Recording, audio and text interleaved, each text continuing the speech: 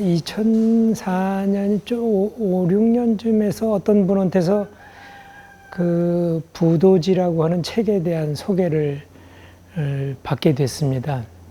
놀랍게도 거기에는 첫 페이지에서부터 그 한국인이 어떻게 시작됐는가, 인간이 어떻게 창조됐는가 하는 이런 이야기가 시작되는 것을 봤고, 저한테서 아주 대단히 새로운 어떤 변화를, 세계에 대한 변화를 느낀 것 같아요.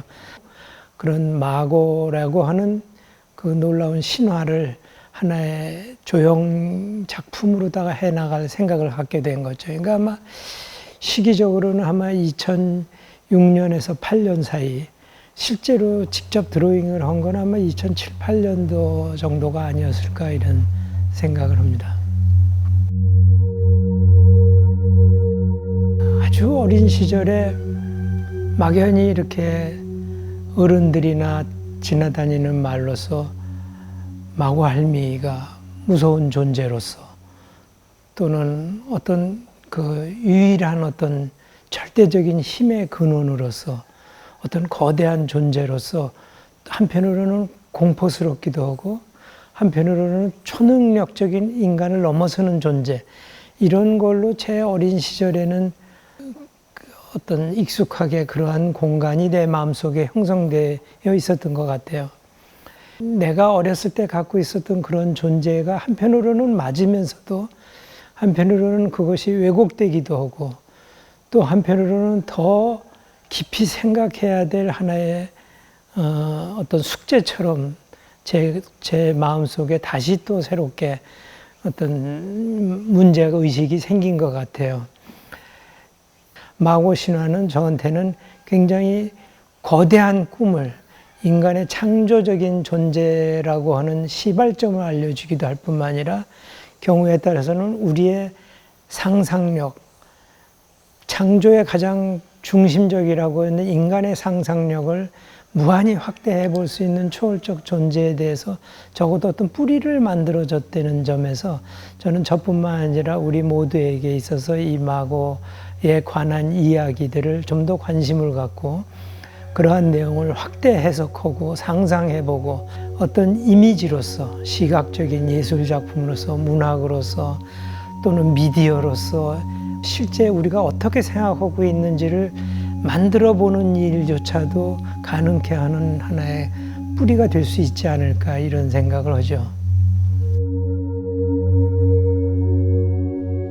우리나라 전국에 흩어져 있는 삼척이라든가 거제도라든가 또는 저 해안가, 제주도 또는 지리산, 이 모든 곳에 흩어져 있는 마고 할머니의 신화는 그러한 초월적인 인간을 뛰어넘는 그 점에 있어서는 인간의 한계를 오히려 역으로다가 증명해주는, 인간이 어떻게 할 수 없을 때 어떤 힘이 딸려서 자연의 힘에 따라서 또는 인간이 저지른 인간의 어떤 죄악에 의해서 한계에 부딪혔을 때 그것을 해결해주고 그러한 인간의 힘을, 한계 지어진 힘을 갖다가 도와주는 존재로서의 마고 할머니라고 하는 그러한 존재를 오랫동안 긍정적으로 그런 힘에 의존하는 것으로서, 의존하는 대상으로서의 신의 역할이었던 것에 비해서 아마 근세에 와서 그러한 것들이 조금 쇠퇴되고 오히려 우리가 마고 할멈 하면은 어떤 면에서는 좀 괴기스러운 존재 또는 그 늙어가는 사람으로서에 대한 그런 어떤 부정적인 의미 같은 것들이 스며들어온 것이 근세가 아니었을까 이렇게 생각을 합니다. 이 시대의 해석만이 옳은 게 아니라 오랜 세월 해왔던 긍정적인 역할에 대해서 우리는 생각을 해봐야 되지 않을까 이런 생각이 들고요.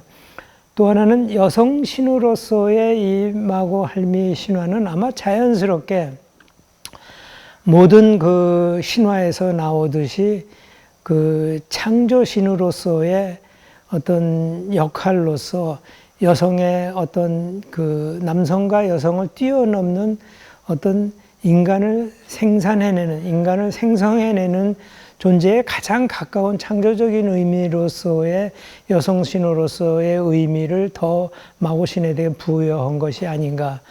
그래서 우리가 흔히 이제 오랜 세월 남성들의 그 힘에 의한 지배의 세계관 같은 것들에 조금 의문을 갖게 하는 역할도 바로 이런 마고신이 줄 수 있는 게 아닌가 이런 생각을 하죠.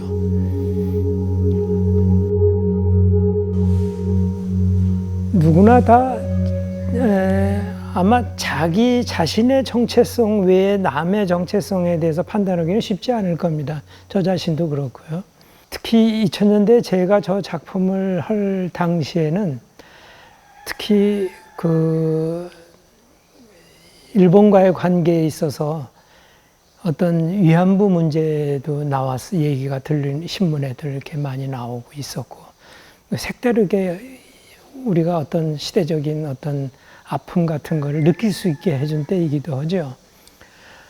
아마 많은 남성들은 한국의 남성들은 그러한 시대적인 어떤 상처에 대해서 대단히 미안한 감과 무기력한 어떤 느낌을 가지리라고 생각을 해요. 저도 그런 사람 중에 한 사람이고. 그래서 그러한 것들이 이 주제를 선택하는 데 있어서 일견작용을 한 것 같습니다. 저 같은 경우는 한 작가로서 마고라고 하는 신을 그리는 데 있어서 그것이 여성신으로서의 성격을 갖고 있다. 이런 얘기가 나왔을 때 저 자신도 약간 고무적으로 되겠습니다. 내가 그런 역할을 그것이 실제로 그렇게 될지는 모르지만 여성들에게도 조금의 힘이 되고 위안이 되기도 할 뿐만 아니라 남성들에게도 이러한 사실이 있다. 신화 창조에 있어서 인간의 창조에 있어서 특히 동아시아 인간의 창조에 있어서 그것이 여성과 연관된 이야기부터 시작된다 하는 것들은 반드시 여성의 정체성뿐만이 아니라 남성들에게도 그 상대적인 성인 남성들에게서도 자각을 해주는 그 동등한 하나의 존재로서의 그런 역할을 하는데 마고신은 중요한 역할을 두고두고 할 수 있겠다. 근본적으로 나란 무엇인가, 인간은 무엇인가, 한국 사람은 무언가 하는 근본적인 질문을 하게 하는 것 같아요. 지금 제 뒤에 있는 그림에 하늘에 떠 있는 현실에선 존재할 수 없는 것 같은 저런 존재를 과거의 사람들이 얘기했다는 근거를 찾는 노력을 한다면 우리가 고고학이라든가 고대 언어학이라든가 이런 정말 인간이 어떻게 행동하면서 최초에 시작했는가 이런 문제들을 파헤쳐 나가면서 과학과 서로 융합해서 연구해 나간다면 우리에게는 훨씬 더 많은 그 상상의 세계를 꿈꿔 볼 수 있고 우리의 이야기를 삶의 질을 풍부하게 만들 수 있지 않을까 생각합니다. 마고에 대한 많은 소설, 동화 또는 역사, 영화, 그림 이러한 것들이 풍성하게 나와서 한국 사람들, 더 나아가서 동아시아 사람들이 앞으로의 우리의 삶의 폭을 훨씬 더 왕성하게 꿈꾸면서 그것을 어떤 이미지, 형상 이런 거로 다 구체적으로 제시하면서 서로 대화하는 하나의 계기가 됐으면 하는 게 제 생각입니다.